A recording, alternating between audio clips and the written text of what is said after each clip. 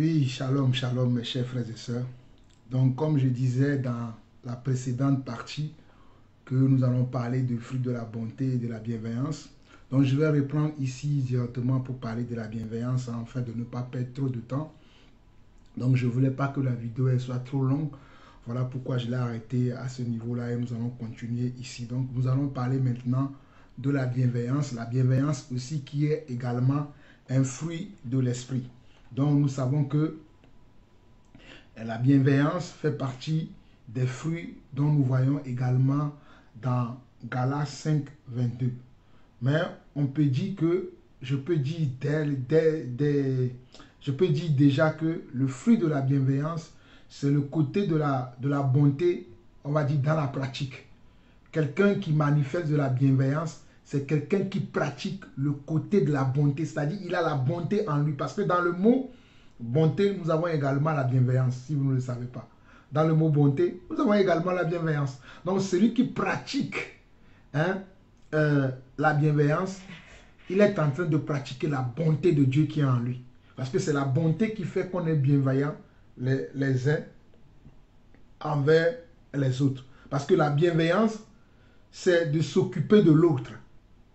La bienveillance, c'est s'occuper de l'autre. Mais avant qu'on aille plus loin, nous allons lire un passage rapidement.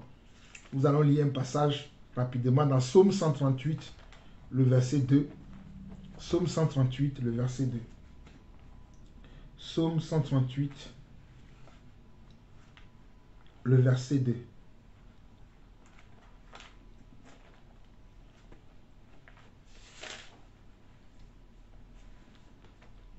Lisons. Regardez. Psaume 138, le verset 2 dit ceci. Je me prosterne dans ton saint temple et je célèbre ton nom à cause de ta bonté et de ta fidélité. Car ta renommée s'est accrue par l'accomplissement de tes promesses. Dans le psaume 138, le verset 2, on nous dit « Je me prosterne dans ton saint temple et je célèbre ton saint nom à cause de ta bonté et de ta fidélité. » À cause de ta bonté et de ta fidélité. Car ta renommée s'est accrue par l'accomplissement de tes promesses. Car ta renommée s'est accrue par l'accomplissement de tes promesses.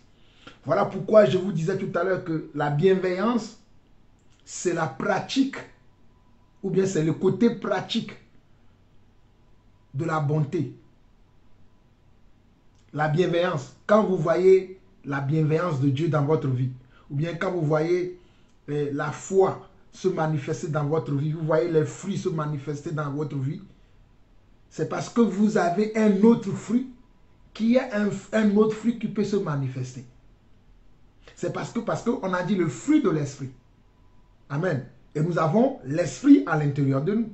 Et cet esprit-là, qui est à l'intérieur de nous, qui est l'esprit de Dieu, est un esprit qui est rempli de fruits, qui est rempli de profits, qui est rempli d'avantages, qui est rempli comment de résultats. Mais au fur et à mesure que nous allons marcher avec cet esprit, nous allons sortir les fruits qui sont dans cet esprit-là, qui sont à l'intérieur de nous. Ou bien du moins, nous allons les démontrer dans les situations dans lesquelles nous allons nous retrouver, où il faut manifester ces fruits-là. Voilà pourquoi la Bible dit que si quelqu'un n'a pas l'Esprit de Dieu, cela ne lui appartient pas. Si quelqu'un n'a pas l'Esprit de Dieu, cela ne lui appartient pas. Mais si tu as l'Esprit de Dieu, il faut savoir que les fruits qui sont dans cet esprit-là vont se manifester dans ton quotidien. Et comme ça va se manifester, tu dois être capable de les identifier afin de continuer à les développer, à les faire grandir dans ta vie. La Bible dit que le Seigneur croissait. Lisons quelque chose dans Luc. Luc chapitre 2, je crois. Allons-y, Luc chapitre 2. Luc chapitre 2. Oh, alléluia. Je bénis le Seigneur. Luc chapitre... Oui, Luc chapitre 2. le verset 40 dit, or l'enfant croissait et se fortifiait. Il était rempli de sagesse et la grâce de Dieu était sur lui. Or l'enfant croissait. On parle de qui ici? On parle de Jésus. On parle de Jésus, on dit, or l'enfant croissait et se fortifiait. Il était rempli de sagesse et la grâce de Dieu était sur lui. Nous pouvons voir également dans Luc 1, Luc chapitre 1, le verset 35 qui dit, l'ange lui répondit, le Saint-Esprit viendra sur toi et la puissance du Très-Haut te couvrira de ton ombre. C'est pourquoi le Saint-Enfant qui naîtra de toi sera appelé Fils de Dieu. Donc on voit ici que, on dit que le Saint-Esprit descendra sur Marie, il couvrira Marie. Et la puissance de Dieu, ou bien la puissance du Très-Haut, te couvrira. Donc quand nous avons le Saint-Esprit, la puissance de Dieu nous couvre. La puissance de Dieu nous couvre. Et si la puissance de Dieu nous couvre, cela veut dire également que les fruits qui sont dans le Seigneur nous couvrent et ils sont en nous. Et on nous dit également dans Luc chapitre 2, le verset 25, on dit, et voici il y avait à Jérusalem un homme appelé Siméon. Cet homme était juste et pieux. Il attendait la consolation d'Israël. Et l'Esprit Saint était sur lui. Regardez. Et l'Esprit Saint était sur lui. Je relis encore. Pose-moi pour que vous puissiez comprendre là où je vais vous amener. On nous dit dans Luc 1. Ici c'est la Luc 22 plutôt. Luc 22, le verset 25. On nous dit, et voici, il y avait à Jérusalem un homme appelé Siméon. Cet homme était juste et pieux. Cet homme, il était comment? Juste et pieux. Cet homme était juste et pieux. Alléluia. Il attendait la consolation d'Israël. La consolation d'Israël, c'est qui? C'est Jésus-Christ. C'est Yeshua Mashiach. Et l'Esprit Saint était sur lui. Le Saint-Esprit était sur lui. Il avait été divinement averti par le Saint-Esprit qu'il ne mourrait point avant d'avoir vu le Christ du Seigneur. Donc le Saint-Esprit l'avertit. Non seulement que le Saint-Esprit était sur lui, mais il l'avertit. Il communiait avec le Saint-Esprit. Le Saint-Esprit lui montrait des choses. Le Saint-Esprit lui donne des révélations. Alors si tu as le Saint-Esprit, il y a beaucoup de fruits que tu vas manifester. Il y a tous les fruits qui sont dans le Saint-Esprit vont se manifester au travers toi, au travers ton comportement, au travers ta manière de faire les choses, au travers ta manière de voir les choses, au travers ta manière de ressentir même les choses.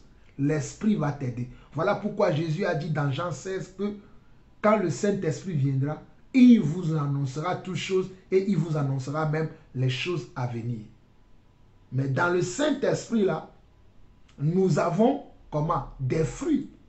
Et un des fruits de l'Esprit là, c'est la bienveillance que nous sommes en train de voir ici. Et nous avons vu le psaume 138, le verset 2 qui dit, je me prosterne dans ton saint temple et je célèbre ton nom à cause de ta bonté et de ta fidélité. Et j'étais en train de vous dire que la bonté et la fidélité dont on parle ici, sachez que c'est la pratique de quoi? La bienveillance, c'est la pratique de ces fruits-là, qui est le fruit de la bonté et de la fidélité. Quelqu'un qui est bienveillant, c'est quelqu'un qui pratique la bonté et la fidélité en même temps. J'aimerais que vous compreniez ça. Quelqu'un qui pratique la bienveillance, c'est quelqu'un qui pratique la bonté et la fidélité. Vous allez me dire peut-être, je suis en train de vous amener un peu trop loin. On va lire Deutéronome 15, Deutéronome 15, le verset 7 au verset 15. Deutéronome 15, le verset 7 Deutéronome 15, le verset 7 à 15. Deutéronome 15, le verset 7 à 15 dit ceci. Écoutez, s'il y a chez toi quelque indigent dans tes frères, dans l'une de tes portes au pays que l'Éternel ton Dieu te donne, tu n'endurciras point ton cœur et tu ne fermeras point ta main devant ton frère indigent. Je relis encore. Nous sommes dans Deutéronome 15, nous lisons du verset 7 au verset 15 qui dit: s'il y a chez toi quelque indigent dans tes frères, dans l'une de tes portes, au pays que l'Éternel ton Dieu te donne, tu n'endurciras point ton cœur et tu ne fermeras point ta main devant ton frère indigent. Mais tu lui ouvriras ta main et tu lui prêteras de quoi pouvoir à ses besoins. Regardez bien le verset 8. Mais tu lui ouvriras ta main et tu lui prêteras de quoi pouvoir à ses besoins. Garde-toi d'être assez méchant pour dire en ton cœur: la 7e année, l'année du relâche approche. Garde-toi d'avoir un œil sans pitié pour ton frère indigent et de lui opposer un refus. Il crierait, regardez, il crierait à l'Éternel contre toi et tu te chargeras d'un péché. Verset 10. Donne-lui et que ton cœur ne lui donne point à regret. Car à cause de cela, l'Éternel ton Dieu te bénira dans tous les travaux et dans toutes tes entreprises. Car à cause de cela, c'est-à-dire si tu es libéral envers ton frère, si tu es libéral envers ta soeur, dans Deutéronome 15, le verset 10, Dieu dit: donne-lui et que ton cœur ne lui donne point à regret. Car à cause de cela, l'Éternel ton Dieu te bénira dans tous tes travaux et dans toutes tes entreprises. Verset 11. Il y aura toujours des indigents dans le pays. C'est pourquoi je te donne ce commandement. Tu ouvriras ta main à ton frère, au pauvre et à l'indigent dans ton pays. Dans ton pays. Regardez, je continue. Si l'un de tes frères hébreux, homme ou femme, se vend à toi, il te servira 6 années. Mais la 7e année, tu le renverras libre de chez toi. Et lorsque tu le renverras libre de chez toi, tu ne le renverras point à vide. Tu lui feras des présents de ton menu bétail, de ton air, de ton pressoir, de ce que tu auras par la bénédiction de l'Éternel ton Dieu.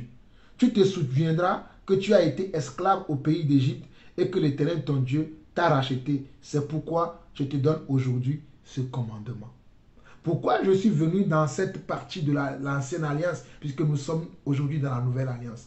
Mais regardez comment Dieu enseigne la bienveillance aux Hébreux, à nos frères, à nos prédécesseurs, les enfants d'Israël.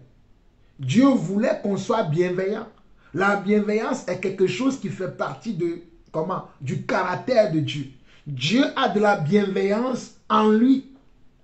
Et tel il est, tel nous sommes. Voilà pourquoi dès l'ancienne alliance, il a enseigné la bienveillance à son peuple. Et nous sommes en train de parler de la bienveillance. Dieu dit que s'il y a un indigent entre tes frères, dans l'une de tes portes, tu n'endurciras point ton cœur et tu ne le fermeras point ta main devant ton frère indigent.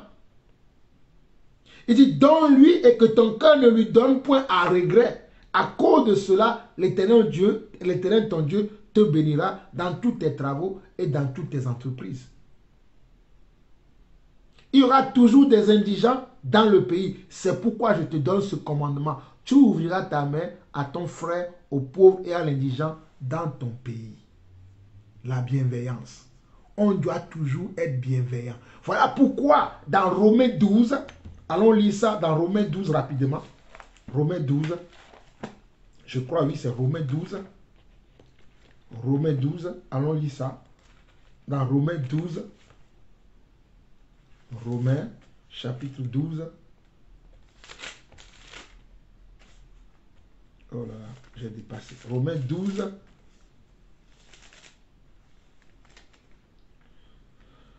Romains 12.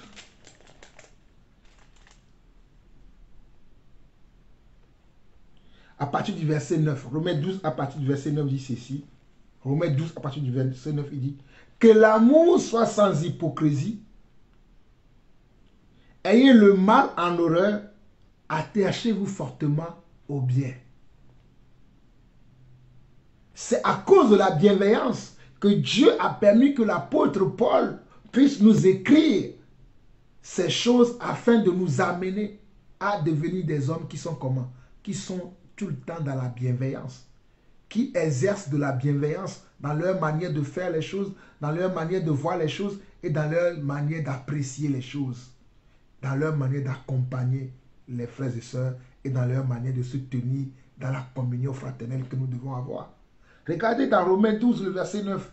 Ils disent que l'amour que vous avez, soit sans hypocrisie. Ayez le mal en horreur. Attachez-vous fortement au bien. Attachez-vous fortement comment? Au bien. Il continue. Par amour fraternel, soyez pleins d'affection les uns pour les autres. Regardez. Hein? Par amour fraternel, soyez pleins d'affection les uns pour les autres. Par honneur, usez de prévenance réciproque. Vous voyez comment le Seigneur nous enseigne la bienveillance? Comment le Seigneur voudrait qu'on soit bienveillant? Ah non, si tu as le Saint-Esprit, voilà les aspects, les caractères que tu dois avoir en toi. Tu dois être quelqu'un de comment? Quelqu'un qui exerce de l'amour sans hypocrisie. Quelqu'un qui a le mal en horreur. Tu ne dois pas aimer le mal. Tu dois avoir le mal comment? En horreur. Et tu dois t'attacher fortement au bien. Ensuite, tu dois avoir l'amour fraternel en étant plein d'affection. Tu dois avoir les affections les uns pour les autres. Tu dois avoir plein d'affection pour tes frères et sœurs. Et par honneur, tu dois user de prévenance réciproque. Si quelqu'un te reçoit avec de l'empressement, toi aussi tu dois le recevoir avec l'empressement. Si quelqu'un te reçoit avec la rigueur, toi aussi tu dois le recevoir avec la rigueur. Si quelqu'un est à ton écoute avec la rigueur, toi aussi sois à son écoute avec de la rigueur. Si quelqu'un est à ton écoute avec joie, avec de la patience, toi également sois à l'écoute de cette personne avec joie et avec la patience. Si quelqu'un est à ton écoute avec plein de miséricorde, toi aussi sois à son écoute avec plein de miséricorde. Quelqu'un t'a fait du bien, toi tu veux le remercier par le mal. Ce n'est pas ça la bienveillance. La bienveillance veut dire de la même manière qu'on te reçoit, reçoit aussi l'autre de cette manière-là. Mais continuons, vous allez voir, le Seigneur nous enseigne beaucoup de choses ici. Continuons. Verset 11 dit, ayez du zèle et non de la paresse, soyez fervents d'esprit, servez le Seigneur. Vous voyez, tout est question de l'esprit. On dit, ayez du zèle et non de la paresse. Ayez du zèle et non de la paresse. Soyez fervents d'esprit. Que votre esprit soit comment? Un esprit qui est vif. Un esprit qui est vigilant. Un esprit qui capte tout, qui sent tout, qui voit tout. C'est ça, soyez fervents d'esprit. Et il dit quoi? Servez le Seigneur. Si tu es fervent d'esprit, tu es en train de servir le Seigneur dans les attitudes, le comportement que tu dois avoir. Tu n'es pas en train de te servir toi-même, mais tu es en train de servir Dieu. Il continue. Réjouissez-vous en espérance, soyez patients dans l'affliction, persévérez dans la prière, pourvoyez aux besoins des saints, exercez l'hospitalité. Ça, c'est de la bienveillance. Regardez, pourvoyez aux besoins des saints. Pourvoyez aux besoins des saints veut dire pourvoyez aux besoins de vos frères et sœurs et exercez également de l'hospitalité. Ne ferme pas ta porte à ton frère, ne ferme pas ta porte à ta sœur. Ne ferme pas ta porte à ton voisin ni à ta voisine. Exerce comment la miséricorde, exerce l'hospitalité. Voilà pourquoi il dit au verset 13, pourvoyez aux besoins des saints, exercez l'hospitalité. Regardez verset 14. Bénissez ceux qui vous persécutent, bénissez et ne maudissez pas. Ça, c'est de la bienveillance plus. Bienveillance au haut niveau. Quelqu'un qui te maudit, le Seigneur te dit, toi, sois bienveillant envers lui. Toi, ne le maudis pas. Toi, bénis-le au contraire. Lui, il t'a maudit. Il t'a dit des choses blessantes. Il t'a dit des choses choquantes. Il a eu des attitudes malsaines envers toi.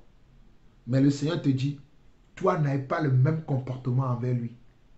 Bénissez ceux qui vous persécutent. Bénissez et ne maudissez pas. Verset 15, il dit, réjouissez-vous avec ceux qui se réjouissent. Si ton frère et ta soeur est en train de se réjouir, réjouis-toi aussi. Ne sois pas dans la tristesse. Ne te dis pas, moi, je ne vais pas me réjouir avec lui. Sois toi aussi, réjouis-toi, afin que ton frère puisse être à l'aise, afin que ta soeur aussi puisse être à l'aise. Pleurez avec ceux qui pleurent. Si ton frère est dans le deuil, si ton frère est en train de passer par une épreuve et qu'il est dans le deuil, il pleure, pleure aussi avec lui pour l'encourager. Sois bienveillant envers lui. Parce que quand tu vas pleurer avec lui, tu es en train de lui montrer comment la bienveillance qui est en toi. Cette bienveillance qui est en toi et que tu veux lui montrer que tu es bienveillant envers lui. Verset 16. Ayez les mêmes sentiments les uns envers les autres. Ayez les mêmes sentiments les uns envers les autres. Ayez les mêmes sentiments les uns envers les autres. N'aspirez pas à ce qui est élevé, mais laissez-vous attirer par ce qui est humble. Ne soyez pas sages à vos propres yeux. Romains 12, verset 16. Ayez les mêmes sentiments les uns envers les autres. N'aspirez pas à ce qui est élevé, mais laissez-vous attirer par ce qui est humble. Ne soyez point sages à vos propres yeux. Donc tu dois avoir comment? Les mêmes sentiments. J'en ai parlé tout à l'heure. Ton frère te reçoit avec l'embrassement. Toi aussi, reçois la sœur avec l'embrassement. Reçois le frère avec empressement. Sois bon envers ton frère. Verset 17. Ne rendez à personne le mal pour le mal. Quelqu'un t'a fait du mal. Il t'a fait vraiment mal. Le Seigneur te dit, ne rendez à personne le mal pour le mal. Ne rendez à personne. Cela ne veut pas dire que c'est uniquement envers tes frères dans la foi. Même envers le païen. Si le païen t'a fait du mal, tu n'as pas le droit de lui faire du mal en retour. Parce que le Seigneur dit, ne rendez à personne le mal pour le mal. Cela veut dire que le Seigneur veut que tu sois toujours dans les bienveillances, comme lui-même, il est toujours dans la bienveillance envers nous. Recherchez ce qui est bien devant tous les hommes. Recherchez ce qui est bien devant tous les hommes. N'oubliez pas, dans le mot bienveillance, il y a le mot bien et il y a le mot veiller. Dans le mot bienveillance, il y a le mot bien et il y a le mot veiller. Donc tu dois veiller au bien des autres tout le temps. Tu dois veiller au bien de ton prochain. Tu dois veiller au bien de ta voisine. Tu dois veiller au bien de ton épouse. Tu dois veiller au bien de ton conjoint. Tu dois veiller au bien de tes enfants. Tu dois veiller au bien de ton conducteur, de celui qui t'enseigne la parole. Et celui qui vous enseigne la parole aussi doit veiller au bien de ses frères et sœurs qu'il enseigne dans la foi.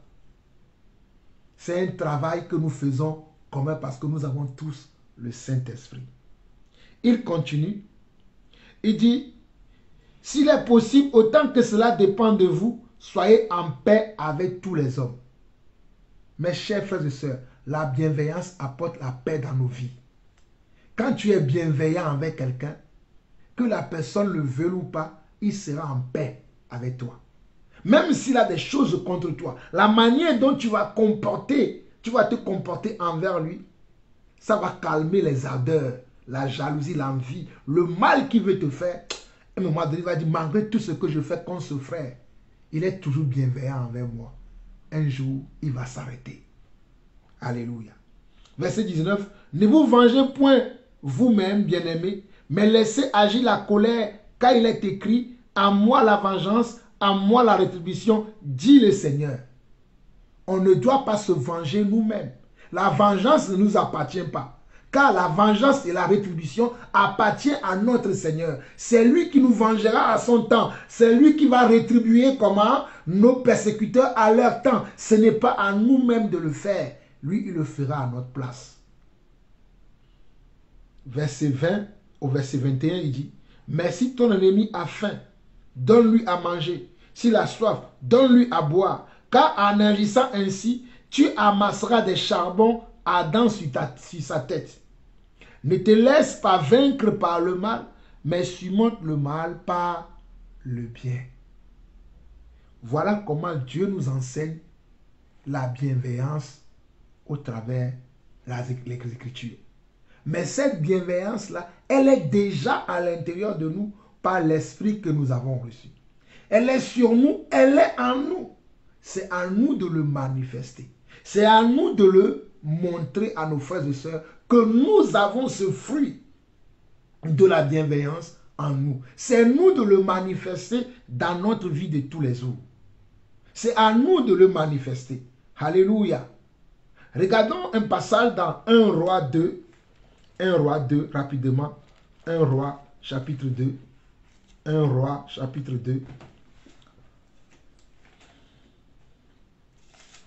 Je bénis le Seigneur pour sa grâce qu'il nous accorde aujourd'hui, selon sa parole, afin de nous enseigner les choses qu'il nous a déjà données par l'Esprit. 1 Roi 2, dans 1 Roi 2, le verset 7 dit ceci.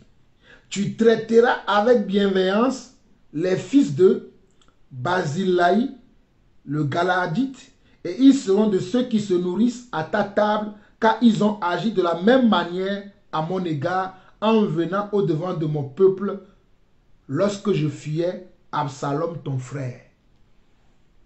Je ne sais pas si vous avez compris, je relis encore. Tu traiteras avec bienveillance les fils de Barzillai, le Galadite, et ils seront de ceux qui se nourrissent à ta table, car ils ont agi de la même manière à mon égard en venant au-devant de moi lorsque je fuyais Absalom, ton frère. C'était David qui donnait ce conseil à Salomon, son fils, avant sa mort. Avant sa mort, il voulait enseigner à son fils Salomon la bienveillance. Les gens qui ont été bienveillants envers lui, David n'avait pas oublié. Il savait qu'il allait mourir.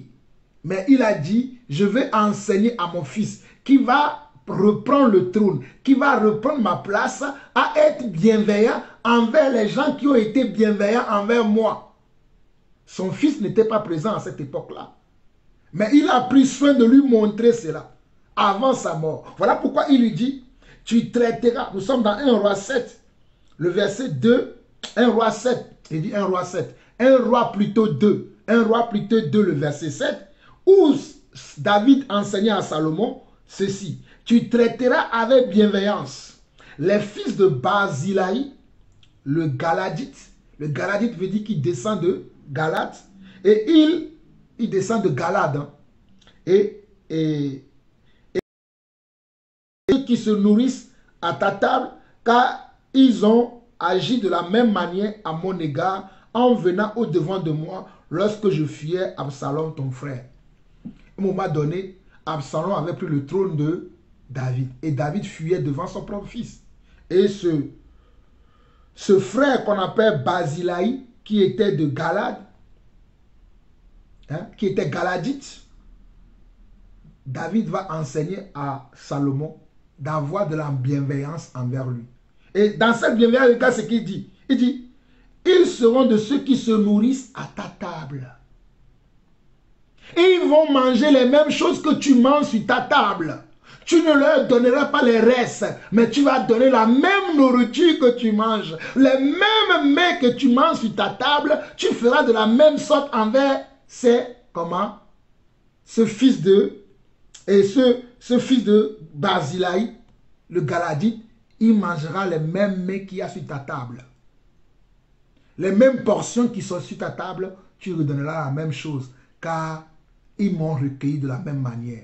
Ils ont été bons envers moi. Ils ont été miséricordieux envers moi de la même manière. Ils ont eu de la compassion envers moi de la même manière. Ils m'ont traité de la même façon. Ils m'ont traité de la même façon.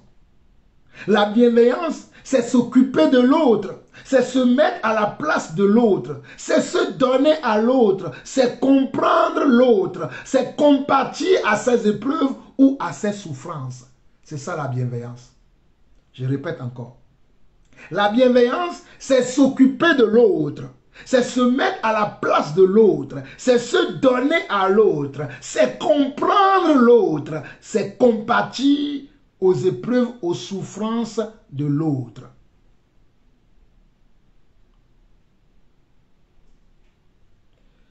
Lisons également Proverbe 3. Proverbe 3. Proverbe chapitre 3. Là, nous allons lire beaucoup de proverbes là. Allons-y, Proverbe 3. Proverbe 3, le verset 27 au verset 28. Nous sommes en train de voir comment nous devons être bienveillants les uns envers les autres, car c'est un fruit que le Seigneur a mis également en nous. Proverbe 3, le verset 27 dit, « Ne refuse pas un bienfait à celui qui a droit, quand tu as le pouvoir de l'accorder. Ne dis pas à ton prochain, va et reviens, demain je donnerai quand tu as de quoi donner. » Regardez, nous sommes dans Proverbe 3, le verset 27 et le verset 28 qui dit, « Ne refuse pas un bienfait à celui qui a droit. » Ne refuse pas un bienfait à celui qui a droit. Ne refuse pas un bienfait à celui qui a droit. Quand tu as le pouvoir de lui accorder cela, ne lui refuse pas. Il continue. Ne dis pas à ton prochain, va et reviens. Demain, je donnerai. Quand tu as de quoi donner. Quand tu as de quoi donner, ne dis pas à ton frère, viens demain. Ce n'est pas de la bienveillance. La bienveillance s'empresse à donner. La bienveillance est prompt à obéir. La bienveillance est prompt à mettre à sa disposition ce que l'on a. C'est ça la bienveillance. La bienveillance, c'est d'être prompt à mettre à la disposition de l'autre ce que nous avons, ce que nous possédons. Ça peut être notre temps. Ça peut être notre amour. Ça peut être notre écoute. Juste le temps de rester écouter quelqu'un. La personne a besoin de se vider, de parler, de partager ses souffrances, de partager même ses émotions, ses sentiments. Et toi, tu dois être là pour écouter. Ne dis pas, oh non, ça ne m'intéresse pas vos histoires là. Moi, je préfère. C'est une forme d'orgueil. Oui, oui, oui, c'est une forme d'orgueil. Que tu dois faire comment? Que tu dois faire taire en toi afin que l'esprit prenne le dessus. Et si l'esprit prend le dessus, tu seras bienveillant envers la personne.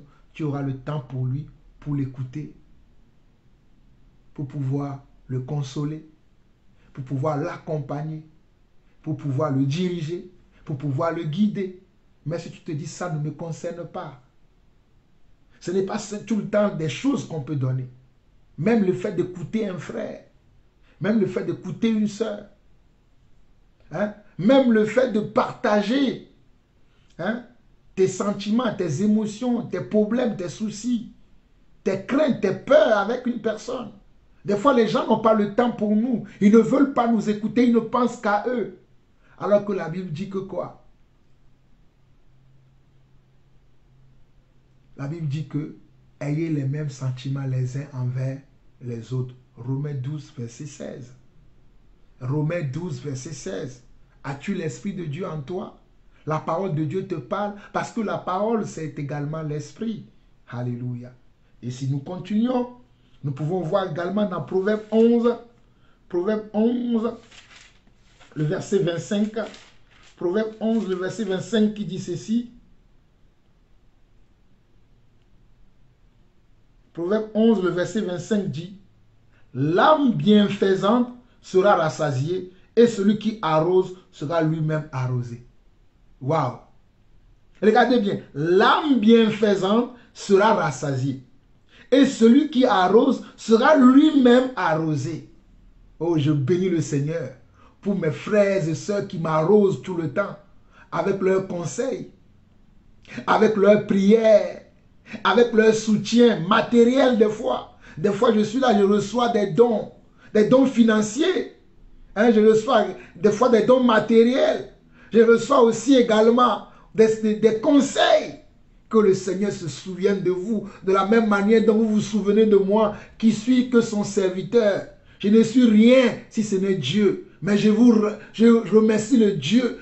Oh, je me remercie Dieu pour votre vie. Je rends grâce à Dieu pour votre vie. Je rends grâce à Dieu pour l'amour de Dieu que vous me témoignez. Pour la bienveillance que vous me témoignez tous les jours. Que le Seigneur vous rend ça au centuple. Et que le Seigneur met sur votre chemin des personnes qui seront toujours bienveillantes envers vous, envers vos descendants, envers vos enfants, envers vos petits-enfants, envers vos arrière-enfants, envers vos arrière- et arrière-petits-enfants. Que le Seigneur se souvienne toujours de vous. Parce que vous m'avez témoigné son amour. L'amour que vous me témoignez, c'est au Seigneur que vous le témoignez. La bienveillance que vous me témoignez, c'est au Seigneur que vous le témoignez. Même si je ne suis qu'un homme, que vous ne voyez pas Dieu, mais moi vous me voyez et que vous me témoignez votre amour, que le Seigneur se souvienne de vous, mes frères et sœurs. Je vous aime, mes frères et sœurs, vous qui pensez à moi, vous qui priez pour moi, vous qui m'accompagnez, vous qui me soutenez, vous qui priez pour moi tous les jours, vous qui vous attendez à voir toujours le meilleur de Dieu en moi. Que le Seigneur met également son meilleur en vous au nom de Jésus. Que le meilleur de Dieu vienne dans vos vies. Que le meilleur de Dieu vienne dans vos foyers. Que le meilleur de Dieu vienne dans vos affaires. Que le meilleur de Dieu vienne toujours vous rencontrer dans tout ce que vous traversez. Alléluia. Proverbe 11, le verset 25. L'âme bienfaisante sera rassasiée. Et celui qui arrose sera arrosé lui-même. L'âme bienfaisante sera rassasiée. Et celui qui arrose sera arrosé lui-même. Celui qui arrose sera lui-même arrosé. Pourquoi Dieu dit cela? Quand tu arroses, on t'arrosera aussi. Même si tu méprises les gens, on te méprisera aussi. Si tu racontes des ragots sur les gens, on racontera des ragots sur toi également. Si tu détestes les gens, on te détestera aussi. Quand on te mesurera à la mesure dont tu mesures les autres. On te portera de la même manière que tu portes les autres. On te considérera de la manière dont tu considères les autres.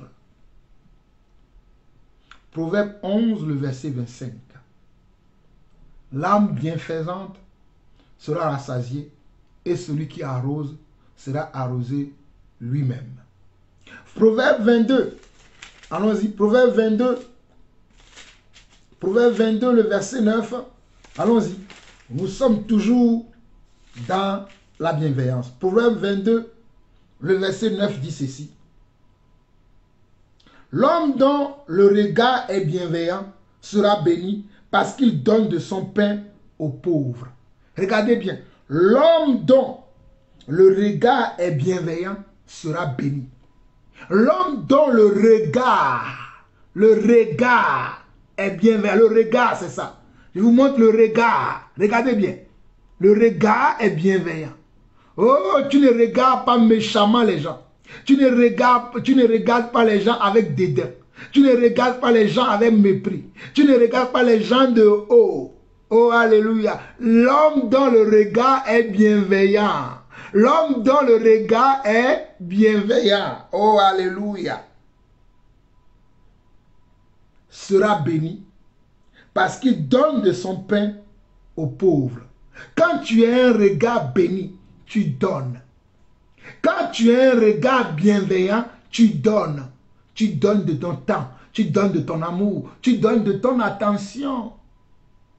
Tu donnes ton oreille. Tu donnes tes yeux. Tu donnes comment? Tu donnes tes biens matériels. Tu donnes tout ce que tu as parce que tu es bienveillant. Alléluia. C'est pour ça que je dis que la bienveillance, c'est la pratique de la bonté. C'est la pratique de comment? De la bonté et de la fidélité de Dieu. C'est ça la bienveillance. Quelqu'un qui est bienveillant, il met en pratique la bonté de Dieu qui est à l'intérieur de lui. Voilà pourquoi dans Proverbe 22, le verset 9, il dit, l'homme dont le regard est bienveillant sera béni. Juste parce que tu as un regard bienveillant, tu seras béni. Oh, alléluia. Parce que tu as un regard bienveillant, tu seras béni, mon frère. Tu seras béni, ma soeur. Parce que ton regard n'est pas un regard dédaigneux. Un regard méprisant. Un regard calomniateur. Un regard comment? Tu seras béni. Et en plus, non seulement tu as un regard bienveillant, tu donnes ton pain. Oh, alléluia. Regardez. Oh, j'aime la parole de Dieu. Parce qu'il donne de son pain aux pauvres. Et parce que tu donnes, tu seras également béni. On te traitera de la même manière dont tu traites les autres. Voilà pourquoi le Seigneur a dit, celui qui tue par l'épée périra par l'épée. Si tu mens au sujet des gens, on mentira également sur toi. Si tu racontes, si tu es quelqu'un qui rapporte des choses infondées sur la vie des gens, on rapportera des choses infondées sur toi. Faisons attention dans notre manière de juger les gens, dans notre manière de parler aux gens, dans notre manière de nous comporter avec les gens. On te traitera avec la mesure dont tu traites les autres. Quand les gens disent souvent que ne jugez pas, non, nous devons porter un bon jugement. Dieu n'a pas dit qu'on ne doit pas juger. On doit juger, mais il faut que notre jugement soit comment? Soit un jugement qui est vrai. Soit un jugement qui est juste. Soit un jugement qui est bon. Ne jugeons pas les gens en fonction de comment? De nos affinités. Alléluia. En fonction de nos comment? Du bien que la personne me fait. Oui, si la personne me fait du bien, je dois faire du bien envers la personne. Mais si la personne qui me fait du bien est en tort, malgré qu'il m'a fait du bien, je dirais, mon frère, en ce que tu as fait là, tu n'as pas bien fait. En ce que tu as dit là, tu ne devais pas parler de la sorte, tu devais parler de la sorte. Ça fait partie de la bienveillance. Alléluia. Continuons. Je ne sais pas si vous me comprenez. Continuons encore. Nous avons encore quelques passages à lire. La bienveillance nous mène à donner le meilleur de nous-mêmes sans compter. C'est une phrase que j'ai notée. La bienveillance nous amène à donner le meilleur de nous-mêmes sans compter. Sans attendre rien en retour. Sans rien espérer. C'est ça la bienveillance. Ce fruit de la bienveillance nous amène à veiller au bien-être de nos prochains. Ce fruit nous permet d'être libéral envers nos frères et sœurs. Il permet d'être bien disposé pour les autres. C'est un fruit qui permet d'être bien disposé pour les autres. Moi, je suis toujours bien disposé pour mes frères et sœurs. Je ne suis pas en train de dire que j'ai la bienveillance et que vous n'avez pas la bienveillance. Mais c'est un fruit que je travaille dans mon caractère, que je travaille dans mon attitude. Je cherche toujours à être bienveillant vis-à-vis de mes frères et sœurs. Je cherche toujours à ne pas rendre le mal pour mes frères et sœurs. Je cherche à être toujours juste dans mes jugements, à être patient, à attendre que mes frères puissent arriver à la stature où je suis arrivé. Je ne dis pas que je suis arrivé à quelque part que vous ne pouvez pas y arriver ou que je suis loin de vous. Mais je sais quelle est ma progression, quelle est ma marche avec le Seigneur, quelle est la progression de l'Esprit en moi. Moi-même, je le mesure. Il y a des choses que je fais aujourd'hui, il y a 5 ans auparavant, il y a 3 ans auparavant, il y a quelques mois auparavant, je ne le faisais pas. Mais au fur et à mesure que j'avance avec le Seigneur transforme mon caractère. Il transforme mon caractère. Il me transforme. Il veut que je lui ressemble, corps, âme et esprit. Voilà pourquoi je me change. Oh, voilà pourquoi je veux m'adapter à toute situation. Oh, voilà pourquoi je m'adapte même à certaines personnes. S'ils n'ont pas la même compréhension que moi, je vais m'adapter à leur foi. Pour comprendre, pour essayer de comprendre ce qu'ils comprennent. Pour essayer de partager ce qu'ils partagent. Pour essayer de vivre avec eux ce qu'ils sont en train de vivre. Voilà la bienveillance. Oh, je résume tous ces quelques mots et nous allons lire quelques passages. La bienveillance, notez-le, si vous avez de quoi écrire. Notez-le, la bienveillance, c'est s'occuper de l'autre, se mettre à la place de l'autre, se donner à l'autre, c'est comprendre l'autre. Vous pouvez remplacer le mot autre par prochain, son prochain. C'est compatir aux épreuves et aux souffrances de ses prochains ou de l'autre. C'est donner à l'autre. Et la bienveillance nous amène à donner le meilleur de nous-mêmes sans compter, sans rien espérer, sans rien attendre. Et dans le mot bienveillance, il y a le mot bien et il y a le mot veiller. Donc, ce fruit de l'esprit qui est la bienveillance nous amène à veiller au bien-être de nos prochains, de nos frères et sœurs. Et c'est un don qui nous permet d'être libéral envers nos frères et sœurs, envers nos prochains. Il nous permet d'être bien disposés pour les autres. Allons lire Ésaïe 58. Allons lire Ésaïe 58.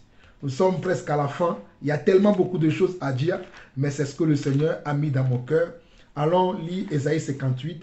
Quand je méditais la parole pour pouvoir vous parler de ce fruit, de la manière dont moi je le conçois ou je le vois.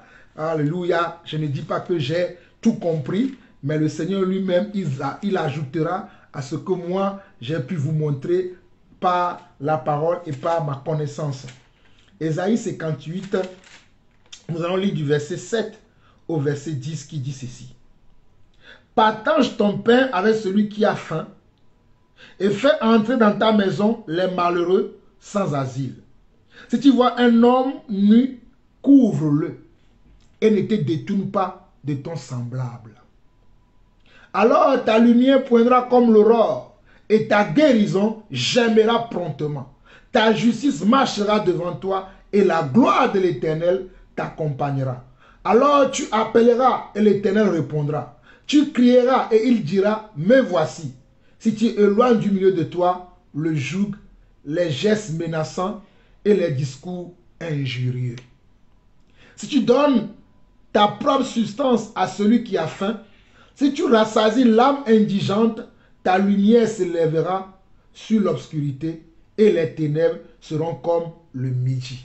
Oh, alléluia. Pendant que je suis en train de partager ce message d'Ésaïe 58, le verset 7 au verset 10 envers vous, je reçois même dans mon esprit comment je dois bénir certaines personnes.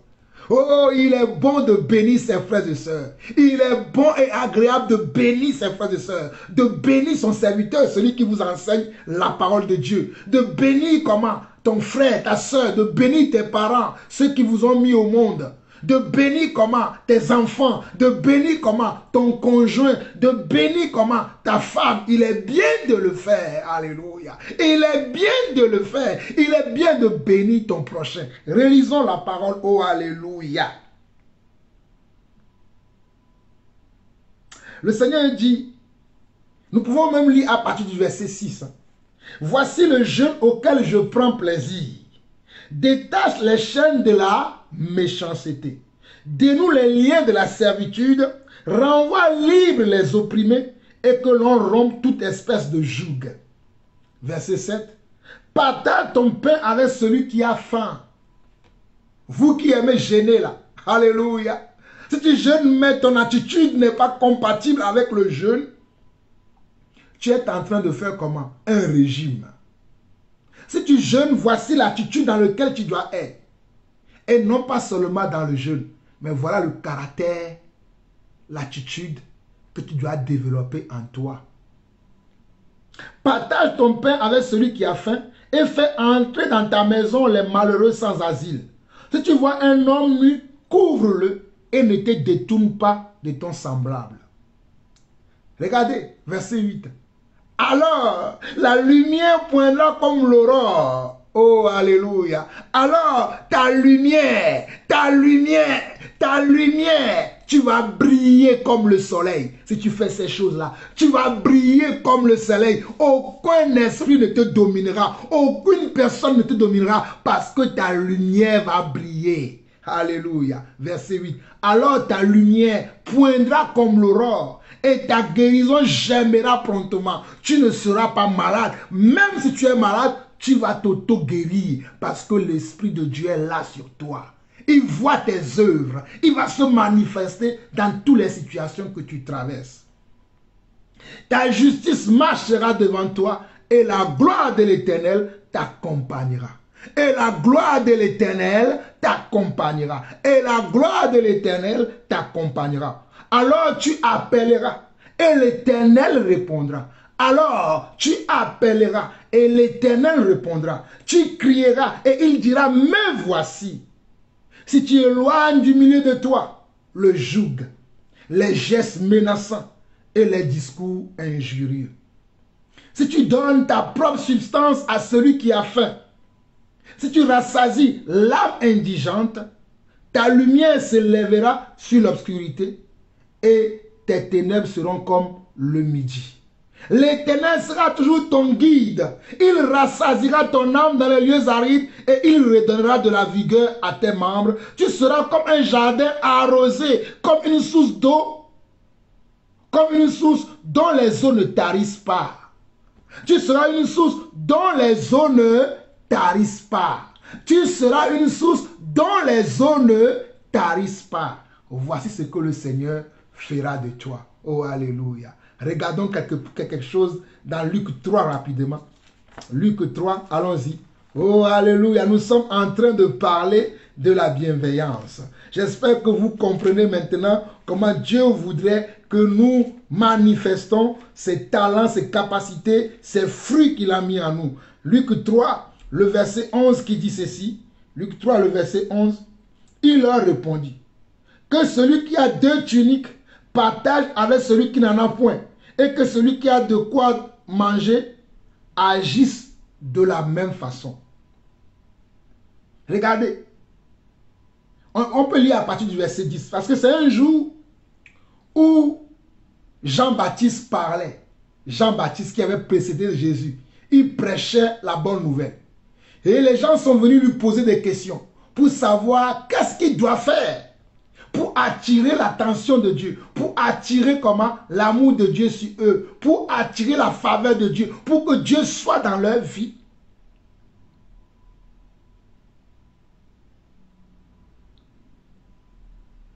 Les gens ont posé des questions à Jean-Baptiste. Parce que Jean-Baptiste, si vous voyez bien, dans ce passage de Luc 3, le verset 8, il a dit ceci, Jean-Baptiste avant. Produisez donc les fruits dignes de la repentance et ne vous mettez pas à dire en vous-même, nous avons Abraham pour père. Car je vous déclare que de ces pierres, Dieu peut susciter des enfants à Abraham. Alors au verset 9, il dit, déjà même la cognée est mise à la racine des arbres. Tout arbre donc qui ne produit pas de bons fruits sera coupé et jeté au feu. Nous sommes en train de parler ici de quoi?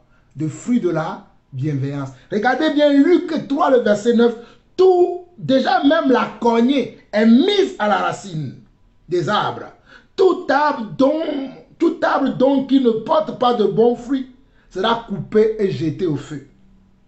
La foule l'interrogeait, disant, quand la foule a entendu ça, là, quand la foule qui écoutait Jean-Baptiste a entendu ça, ils l'ont interrogé en disant, que devons-nous donc faire? Que devons-nous donc faire? L'évangile commence par la bienveillance, commence par la bonté, commence par la miséricorde, commence par quoi? Commence par comment? Commence par la libéralité. Regardez ce qu'il dit. Il leur répondit que celui qui a 2 tuniques partage avec celui qui n'en a point et que celui qui a de quoi manger agisse de même. Verset 12, regardez. Il vint aussi des publicains pour être baptisés. Il lui dit, Maître, que devons-nous faire? Regardez ce qu'il leur dit encore. Il leur répondit, n'exigez rien au-delà de ce qui vous a été ordonné. N'exigez rien au-delà de ce qui vous a été ordonné. Quand je vois les hommes de Dieu aujourd'hui, ils veulent prier pour les gens. Il dit, il est où l'offrande du pasteur? Il est où l'offrande de l'apôtre? Il est où l'offrande du prophète? On dit, n'exigez rien de ce qui vous a été ordonné. Car l'ouvrier mérite son salaire. Le Seigneur lui-même, il touchera le cœur de nos frères et sœurs à nous bénir pour le travail que nous faisons. Mais nous n'allons pas manigancer des choses pour exiger des choses de nos frères et sœurs. Je n'exige rien de mes frères et sœurs. Mais je suis béni par mes frères et sœurs également. Oh, je suis béni par la plupart de mes frères et sœurs. Je suis béni, oh alléluia. Cette année 2024 là, je suis encore béni, doublement béni, triplement béni. Ce que je vous enseigne, je le vis moi-même. Je peux vous témoigner, ce que je parle là, je le vis moi-même. Je n'ai jamais rien exigé des gens, si ce n'est observer la parole de Dieu. Et le Seigneur me bénit dans mon travail que je fais tous les jours. Croyons au Seigneur, sa parole est vraie. Croyons au Seigneur, sa parole, la parole de Dieu est vraie. Croyons-le, il le fait. Il fait ce qu'il dit. Ce que sa bouche a dit, ses mains l'accomplissent. Ne fermons pas nos cœurs à l'évangile. Ne fermons pas nos cœurs à l'Esprit de Dieu. Ne fermons pas le cœur à l'œuvre de Dieu que Dieu veut faire dans notre vie.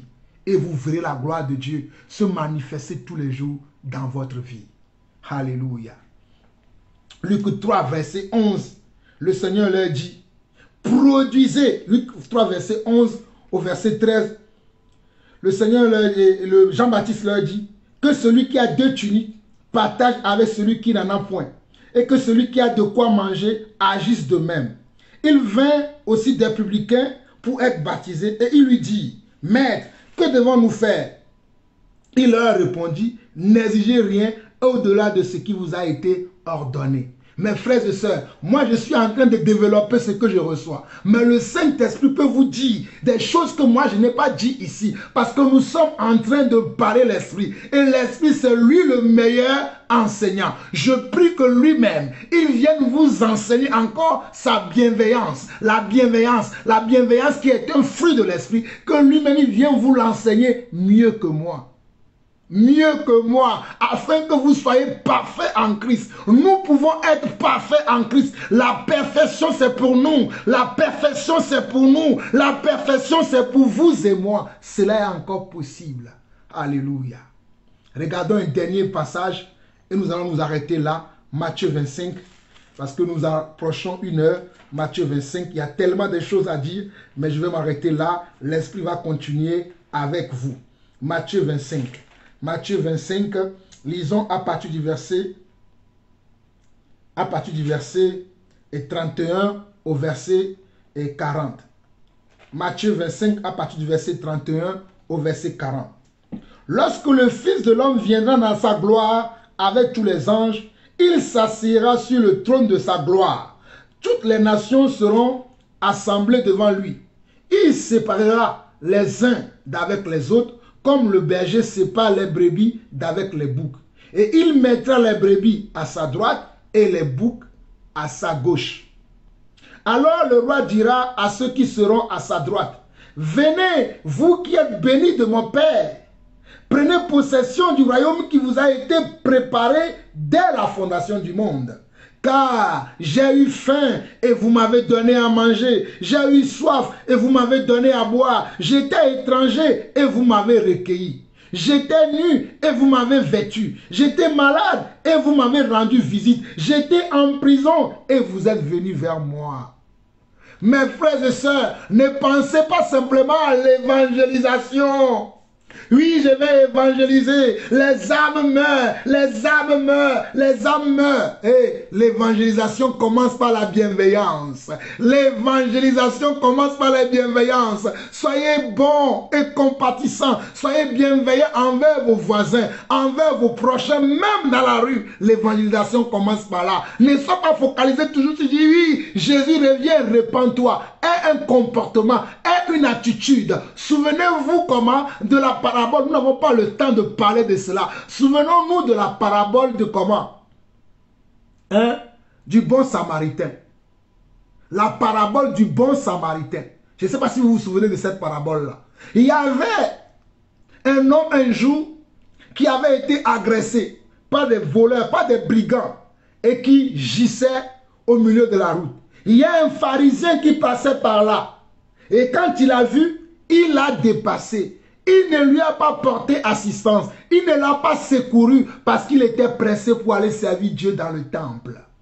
Il était pressé pour aller servir Dieu dans le temple. Alors que le service de Dieu commence là où tu es. Mais lui, il a commencé à regarder que le temple. Il a oublié que même sur le chemin, le service de Dieu commence déjà.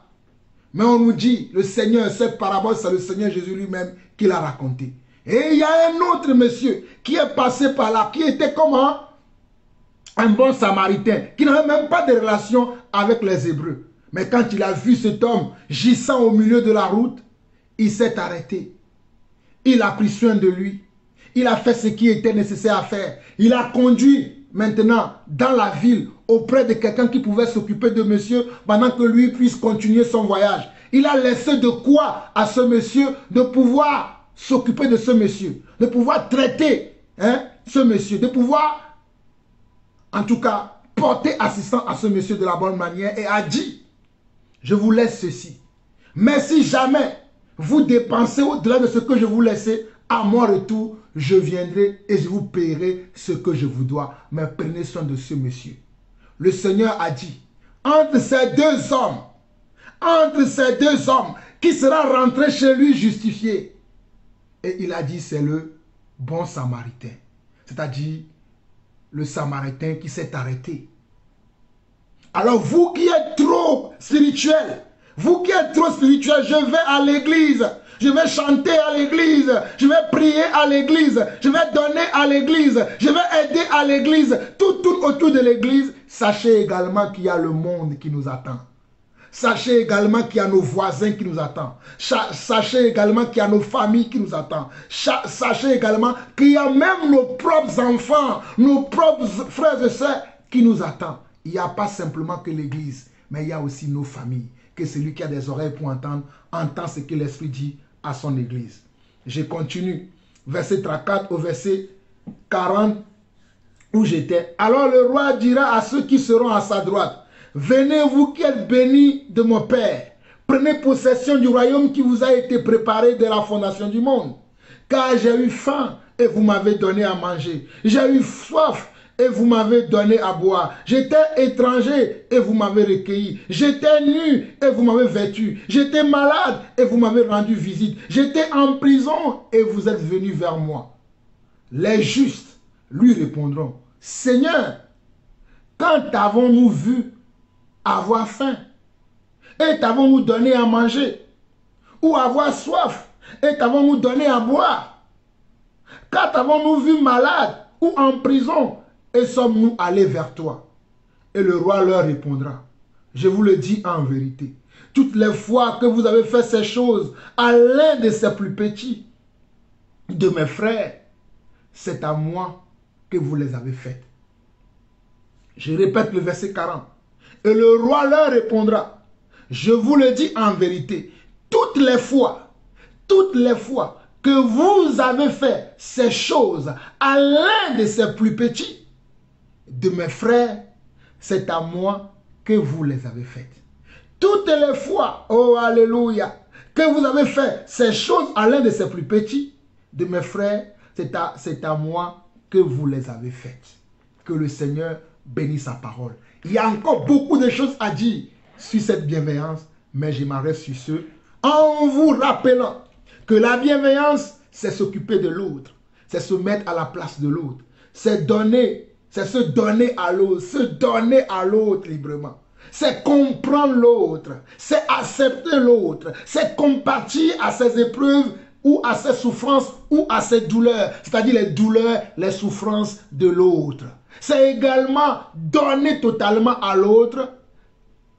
Et la bienveillance, c'est ce qui nous amène à donner le meilleur de nous-mêmes sans compter, sans rien attendre, sans rien espérer.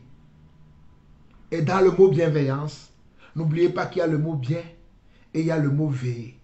Donc, c'est un fruit de l'esprit qui nous amène à veiller au bien-être de nos prochains. Ce qui nous permet, c'est un fruit qui nous permet d'être libéral envers nos frères et sœurs. Il nous permet également d'être bien disposés pour les autres, pour nos prochains. Shalom. Père éternel, Dieu d'amour, Dieu de grâce, Dieu de paix, nous te bénissons, nous te rendons toute la gloire pour ces enseignements que tu viens de nous donner.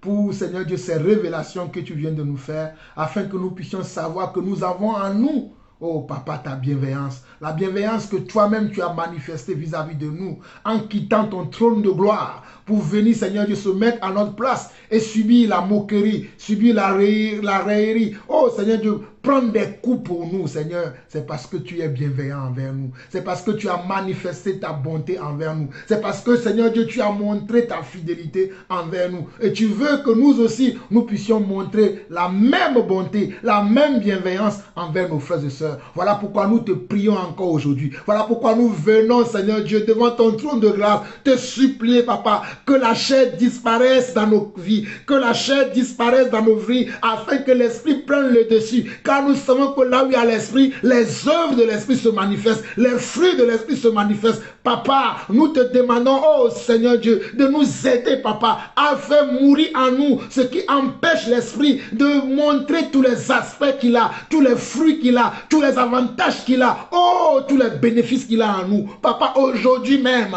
nous nous engageons à marcher avec toi d'une manière digne de toi, d'une manière qui glorifie ton nom, d'une manière qui montre qui tu es à tout le monde entier. Père, sois encore béni pour ta merveilleuse parole que tu nous as encore enseignée aujourd'hui. Merci Seigneur pour tous tes serviteurs et tes servantes dans le monde entier qui s'attellent, Seigneur Dieu, à marcher et à vivre cette parole. Reçois la gloire pour les siècles des siècles. Au nom de Jésus-Christ, nous avons ainsi prié. Amen. Shalom, shalom et shalom. Nous vous aimons. À très bientôt. Bye bye.